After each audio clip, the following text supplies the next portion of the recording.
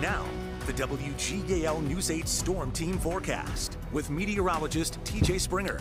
Hilary is a big story, and I wanted to get right into it because this is something that, as we mentioned, is not normal for California. The first time a tropical system has made landfall since the late 1930s. The wind still sustained at 110 miles per hour, seeing some moisture already across the Baja Peninsula up into Southern California. But a sign from yesterday, a good weakening trend since the center of Hilary has been moving over much cooler ocean waters compared to the much warmer water that it was over just a couple of days ago. And it's expected to continue weakening as it moves inland as we progress through the day tomorrow, but still going to likely make landfall at a tropical storm strength. That's why we have this tropical storm warnings across the southern portion of the state. So flooding definitely going to lead to the potential for mudslides and just an obscene amount of rain for this part of the country in such a short amount of time. Some spots can pick up rain that would equal maybe 1 to 3 years as much, and you're going to get that in a day or two,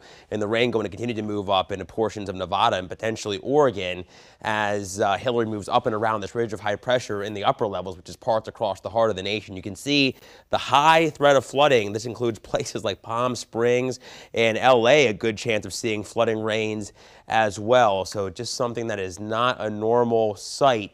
It's something that folks in California have to deal with. Here's a live look back closer to home in the capital city. What a great view in Harrisburg as we look off to the north and west out of the Susquehanna River. High pressure firmly in control here at home. That's why we're seeing so much sunshine today and feeling a pleasant day. We don't have high humidity or temperatures that are really hot, but that's going to change over the next couple of days. We're expecting temperatures this evening to fall back into the middle and upper 70s under plenty of sunshine. We'll see starry conditions overnight with temps back in the 50s and 60s. May need a hoodie once again if you're out early in the morning, especially in the countrysides. Then tomorrow we're back into the 90s as we get more of a southwesterly breeze. It'll become a little stickier late in the day, but I still think most of our Sunday is going to feel comfy. We're at 84 in Carlisle currently. A little cooler for those of you in Lebanon. We're at 78 degrees. We have 75 in Lewistown.